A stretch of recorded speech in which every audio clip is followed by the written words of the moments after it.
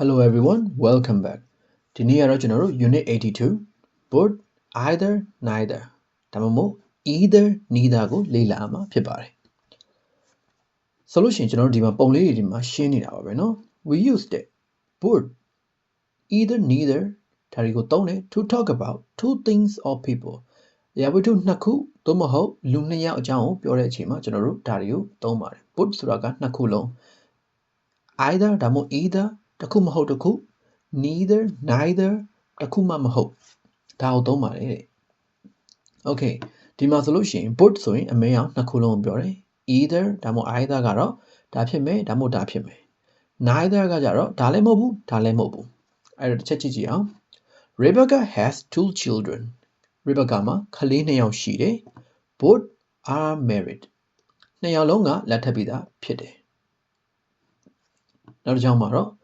Would you like tea or coffee သင် coffee ဒါမှမဟုတ်လက်ဖီကြိုက်လား You can have either သင်တစ်ခုကိုတောက်နိုင်ပါတယ် coffee ဒါမှမဟုတ်နှစ်ခုရဲ့တစ်ခုကိုတောက်နိုင်ပါတယ်နောက်တစ်ကြောင်းမှာတော့ Do you want to go to the cinema or the theater သင်ရုပ်ရှင်ရုံကိုသွားခြင်းလားသို့မဟုတ်ပြစရုံကိုသွားခြင်းလား Neither ဘယ်မှမသွားခြင်းဘူး I want to stay at home ငါအိမ်မှာပဲနေခြင်းတယ်အဲ့တော့ချက်ကြည့်ကြည့်အောင် compare either and neither neither နဲ့ either နဲ့ကိုနှိုင်းယှဉ်ကြည့်မယ်တဲ့ Would you like tea or coffee သင်လက်ဖက်ရည်ဒါမှမဟုတ် coffee ကြိုက်တောက်မလားပေါ့နော် either I don't mind ရတယ်ဘာပဲဖြစ်ဖြစ်ဘာတစ်ခုခုပဲဖြစ်ဖြစ် I don't mind ကိစ္စမရှိဘူးစိတ်မရှိဘူးနောက်တစ်ခုမှဆိုလို့ရှိရင် I don't want either not plus either ကတော့ neither ကိုပြောတာပါဒီမှာဆိုရင် neither က not plus either ကျွန်တော်နှစ်ခုလုံးကိုမလိုချင်ဘူးဒါမှမဟုတ်လို့ရှိရင် neither လို့တမ်းပြီးပြောလိုက်ရပါတယ် Okay အဲ့တော့ B ကိုတစ်ချက်ကြည့်ကြည့်အောင်ဒါလေးကရေးကြည့်ပါတယ် So both either neither plus noun လို့သုံးမယ်ပေါ့နော် noun မှာဆိုလို့ရှိရင်ကျွန်တော်တို့သတိထားရမယ် both ကကြတော့ plural နဲ့သုံးပြီးတော့ either နဲ့ neither နဲ့က singular မှာသုံးတယ်ဥပမာအဖြစ်ဒီမှာဆိုလို့ရှိရင် both windows both books both children ဆိုပြီးတော့အများကိန်းတွေသုံးထားတယ် s တွေပါတယ်အများကိန်း form တွေသုံးထားတယ်ဒါပေမဲ့ either နဲ့ neither မှာကျတော့ကျွန်တော်တို့ s တွေမပါတော့ဘူးအနည်းကိန်း form တွေသုံးတယ်ဒါလေးကိုသတိထားရပါမယ်အဲ့ချက်ကြည့်ကြည့်အောင် last year မနှစ်ကတော့ I went to Paris and Rome Paris နဲ့ Rome ကိုကျွန်တော်သွားခဲ့တယ် I liked both cities very much ကျွန်တော်မြို့နှစ်မြို့စလုံးကိုအရန်ကိုကြိုက်ခဲ့တယ် cities ကအများဖြစ်တယ်ဒါတော့သတိထားရပါမယ် noun ကိုအများအနေနဲ့သုံးတယ်နောက်တစ်ကြောင်းမှာတော့ first ပထမကတော့ I worked in an office ရုံးမှာအလုပ်လုပ်ခဲ့ပြီးတော့ and later in a shop ပြီးတဲ့နောက်မှာတော့ဆိုင်မှာအလုပ်လုပ်ခဲ့တယ် neither job was very interesting neither နှစ်ခုလုံးကတဲ့ job ဆိုတော့ job အလုပ်နှစ်ခုလုံးက was very interesting စိတ်ဝင်စားစရာမကောင်းခဲ့ဘူးသတိထားပါဒီမှာလဲ s မပါသလိုအနောက်မှာလဲအနည်းကိန်းဖြစ်တဲ့အတွက်ကြောင့်မို့လို့ was နဲ့သုံးပါမယ်နောက်တစ်ကြောင်းမှာဆိုရင်နော် There are two ways from here to the station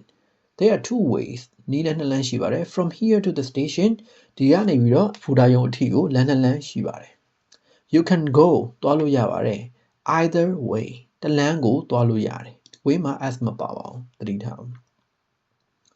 Okay အဲ့တော့တန်ပြန်ပြီးတော့သတိရရမှာက both ဆိုလို့ရှိရင်တော့ကျွန်တော်တို့အများကိန်းနဲ့သုံးပြီးတော့ either neither ကတော့အနည်းကိန်းနဲ့သုံးပါမယ် subject အနည်းဖြစ်သွားတဲ့အတွက်ကြောင့်မို့လို့ကျွန်တော်တို့အနောက်က verb ကိုလိုက်ပြီးတော့ညှိတဲ့နေရာမှာလည်းအနည်း form နဲ့လိုက်ညှိရပါမယ် Okay C ကိုကြည့်ကြည့်အောင် both of either of neither of ဆိုပြီးတော့ရေးထားပါတယ်ဒါရတော့ both of ကနှစ်ခုလုံး either of these ခုနကအရှိရအခန်းလို့ပါပဲအရှိရကျွန်တော်တို့81မှာသင်ခဲ့ရသလိုပဲ there တွေ these တွေထည့်လာပြီဆိုလို့ရှိရင်တော့ of တွေလိုပြီးတော့ပုံမှန်ဆိုရင်တော့မလိုပါဘူး Okay အဲ့တော့တစ်ချက်ကြည့်ကြည့်အောင် Neither of my parents is British my parents is British ကျွန်တော်ရဲ့မိဘတွေက is British မဟုတ်ပါဘူးတဲ့မိဘနှစ်ယောက်စလုံးက British လူမျိုးမဟုတ်ပါဘူးတဲ့ Okay တစ်ချက်ကြည့်ကြည့်အောင်ဒီမှာဆိုလို့ရှိရင်ကျွန်တော်တို့ parents မှာ s ပါတာတွေ့မယ် ဒီမှာဆိုလို့ရှိရင်နောက်တစ်ကြောင်းမှာဆိုရင် I haven't read either of these books ဒီစာအုပ်တွေနှစ်ခုစလုံးနှစ်ခုတည်းတစ်ခုကိုမှမဖတ်ရသေးဘူးနောက်တစ်ကြောင်းမှာဆိုလို့ရှိရင်เนาะဒီမှာနောက်တစ်ကြောင်းမတော့ပါနဲ့ not နဲ့ either နဲ့ကိုတွေ့ပါလိမ့်မယ်အဲ့ဒါဘာကိုပြောရလဲဆိုလို့ရှိရင် not plus either ကတော့ neither ပါပဲ off ပါလာပြီဆိုလို့ရှိရင်เนาะဒီမှာအနောက်မှာသတိထားအောင်เนาะအများကိန်းတွေလိုက်လာနိုင်တယ် off မပါဘဲနဲ့ရိုးရိုးတန်းဆိုလို့ရှိရင်ကျွန်တော်တို့ neither နဲ့ either နဲ့ကတော့အနည်းကိန်းလေးရေးရပါမယ် okay အောက်ကဟာကိုထပ်ကြည့်ကြည့်အောင်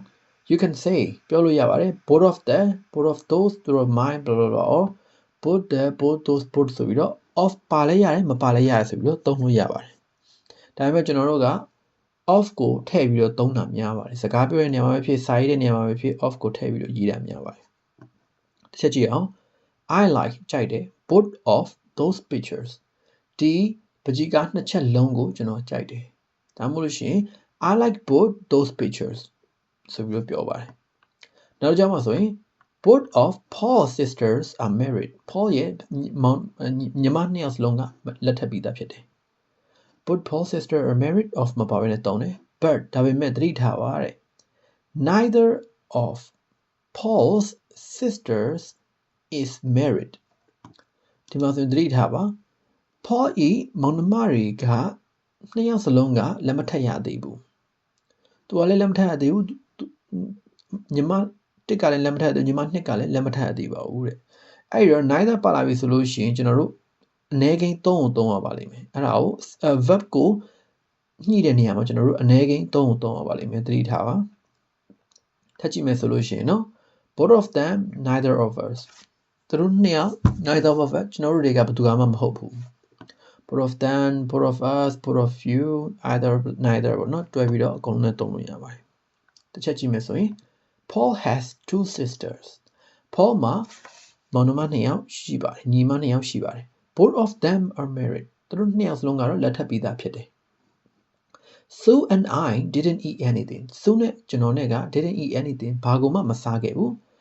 Neither of us. ကျွန်တော်တို့နှစ်ယောက်စလုံးက was hungry. ဘိုက်မစားနေခဲ့ဘူး. သတိထားပါ. ဒီမှာ as ဖြစ်နေပေမဲ့လေ conjugate လုပ်တဲ့နေရာမှာကျွန်တော်တို့ကအနည်းကိန်းကိုပဲသုံးပါမယ်. အဲ့ဒီတော့ verb ကိုညှိတဲ့နေရာမှာအနည်းကိန်းကိုပဲသုံးပါမယ်. နောက်တစ်ကြောင်းမှာဆိုရင် who are those two people ဒီလူနှစ်ယောက်ကဘယ်သူတွေလဲ I don't know either of them ကျွန်တော်တို့နှစ်ယောက်စလုံးကိုမသိဘူး not plus either ကတော့ကျွန်တော်တို့ neither ကိုပြောတာပါပဲ okay အဲ့တော့သတိထားမှရှိပါတယ်ပြန်ပြီးတော့တစ်ချက်ပြန်ပြီးတော့အချင်းချုံးလိုက်မယ်ဆိုလို့ရှိရင်เนาะ both ဆိုလို့ရှိရင် verb တွေ noun တွေကို plural နဲ့လိုက်နိုင်ပြီးတော့ either နဲ့ neither ဆိုလို့ရှိရင်ကြတော့verb တွေ noun တွေverb တွေကတော့အမြဲတမ်း singular ဖြစ်ကြပါမယ် noun တွေကတော့တစ်ခါလေကြာလို့ရှိရင်အခြေအနေပေါ်မူတည်ပြီးတော့အများကိန်းလိုက်နိုင်တယ်အနည်းကိန်းလိုက်နိုင်တယ်ဥပမာအဖြစ်ကျွန်တော်တို့ဘာကိုပြောချင်တာလဲဆိုတော့ဒီမှာဆိုလို့ရှိရင် parents ကိုကြည့်လို့ရမယ်မိဘတွေဆိုလို့ရှိရင်အများနဲ့ s ပါနေပြီမဲ့အနောက်မှာ is နဲ့ပဲသုံးထားတာကိုသတိထားပါ neither ပါလာလို့ရှိရင် verb ကအလိုလိုနေ neither နဲ့ either နဲ့ပါလာလို့ရှိရင် verb ကအလိုလိုနေနဲ့အနည်းဖြစ်ကြပါမယ်အဲ့ဒါကိုသတိထားပါအရှိရ subject ကအများဖြစ်နေပြီမဲ့လေအနောက်က verb ကအနည်းဖြစ်ကြပါမယ်ဥပမာအဖြစ်နောက်တစ်ကြောင်းအနေနဲ့ဆိုလို့ရှိရင်ဒီမှာပေါ့ Paul sisters Paul ရဲ့မောင်နှမညီအမတွေလို့ပြောတယ်အများကိန်းဖြစ်နေပြီမဲ့လေ neither ပါလာတဲ့အတွက်ကြောင့်မို့လို့ကျွန်တော်တို့သူ့ကို conjugate verb ကိုညှိတဲ့နေရာမှာဆိုလို့ရှိရင်ကျွန်တော်တို့အနည်းကိန်းအနေနဲ့ is ကိုပဲသုံးရပါတယ်ဒါကိုသတိထားပါ okay အဲ့တော့ကျွန်တော်တို့ exercise တွေချက်ကြည့်အောင် 82.1 မှာဆိုရင် right ရေးပေးပါ both either neither ဒီကိုရေးပေးရမယ် use of ကိုလိုအပ်တဲ့နေရာမှာ where necessary လိုအပ်တဲ့နေရာမှာသုံးပေးပါတဲ့ number 1 last year လွန်ခဲ့တဲ့နှစ်ကဆိုရင် I went to Paris and Rome Paris နဲ့ Rome ကိုသွားခဲ့တယ် I liked both cities very much ကျွန်တော်မြို့နှစ်မြို့စလုံးကိုအရင်ကြိုက်ခဲ့တယ် number 2 there were two pictures on the wall နေရာပေါ်မှာပကြီးကားနှစ်ခုရှိနေခဲ့တယ် I didn't like not plus either I didn't like either of them သူတို့နှစ်ခုစလုံးဆိုတော့ပြောချင်တဲ့ဟာက of ကိုသုံးပြရမယ်ပေါ့နော်ဒီဟာတွေကိုဆိုတဲ့အတွက်ကြောင့်မလို့ နောက်တစ်ကြောင်းကြည့်မယ်ဆိုရင် it was a good football match ဒါကအရန်ကိုကောင်းတဲ့ဘောလုံးကစားပွဲဖြစ်ခဲ့တယ် teams played very well အဲ့ဒီတော့ကျွန်တော်တို့ဒီမှာကကြတော့ team ဆိုတာလည်းတွေ့ရတယ် played ကလည်းတွေ့ရတယ်ဆိုတော့နှစ်ခုနှစ်ယောက်စလုံးဆိုတဲ့အတွက်ကြောင့်မို့လို့ both ကိုသုံးပါပေါ့နော် both teams played very well so number 4 it wasn't a good football match ဒါကအရင်ကောင်းခဲ့တဲ့ဘောလုံးပွဲတစ်ပွဲမဟုတ်ခဲ့ပါဘူး team play very well team မှာလည်းအနေနဲ့တွေ့တယ်အဲ့ဒါဆိုလို့ရှိရင်ကျွန်တော်တို့ဘာလိုက်မလဲဆိုလို့ရှိရင်နှစ်ဖက်စလုံးကကောင်းကောင်းမကစားခဲ့ဘူးလို့ပြောမှာပေါ့နော်အဲ့ဒါကြောင့်မလို့ neither team played very well okay နံပါတ်5အထိကြည့်အောင် number 5မှာဆိုရင် is your friend English or American မင်းတငယ်ချင်းကအင်္ဂလိပ်လား American လူမျိုးလားပေါ့နော်အင်္ဂလန်နိုင်ငံသားလား American လူမျိုးလားဆိုတော့မဟုတ်ဘူး she is Australian သူက Australia နိုင်ငံသားဆိုတော့ neither she is Australian မဟုတ်ဘူးသူမက Australia နိုင်ငံသား okay 82.2 ကြည့်ကြအောင် complete the sentences for the picture ပကြီးကားရဲ့အတွက်ကျွန်တော်တို့စာကြောင်းတွေကိုပြည့်စုံစွာဖြည့်ပေးပါ use both and neither both ဒါမှမဟုတ် neither ကိုသုံးပေးပါတဲ့ number 1မှာဆိုလို့ရှိရင်နော်ခွန်းလုံးက empty ဖြစ်နေတယ်အလွတ်ဖြစ်နေတယ်ဆိုတော့ဒါကြောင့်မလို့ both caps are empty ဒီမှာ verb ကိုလည်းသတိထားပါပြီးတော့ noun ကိုလည်းသတိထားပါ number 2ပရင်းပေါက်နှစ်ပေါက်စလုံးကပွင့်နေတယ်ဆိုတော့ both windows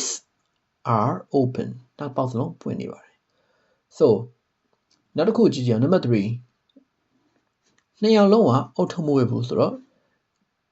neither of them နှစ်ယောက်စလုံးကပြီးတော့လို့ရှိရင်ကျွန်တော်တို့က verb ကိုညှိရတော့မယ်ပေါ့နော် neither ပါပြီဆိုတော့ကျွန်တော်တို့သိကြတယ် verb ကအနည်းနဲ့လိုက်ကမယ်ဆိုတော့ neither of them is wearing a hat ဖြစ်ပါမယ်4 5 6ထပ်ပြီးတော့ဖြည့်ကြည့်ပါ so အဲ့တော့ 82.3 ကြည့်မယ်ဆိုရင် a man and a woman answer some questions ယောက်ျားတစ်ယောက်နဲ့မျိုးသမီးတစ်ယောက်ကမိကုံအချို့ကိုဖြေခဲ့တယ် their answers were the same သူတို့ရဲ့နှစ်ယောက်စလုံးရဲ့ဖြေတွေကအတူတူပဲဖြစ်ခဲ့တယ် write sentences with both neither of them နဲ့စာကြောင်းနဲ့ရေးပေးမယ် okay နံပါတ်1မှာဆိုရင် are you married ဆိုတော့ no ဆိုတော့သူတို့နှစ်ယောက်စလုံးက married မဖြစ်ဘူးဆိုတော့ neither of them ဆိုပေမဲ့ is ကိုသတိထားပါ neither နဲ့ပါတဲ့အတွက်ကြောင့်မလို့ is ကိုသုံးမယ်ဆိုတော့ is married number 2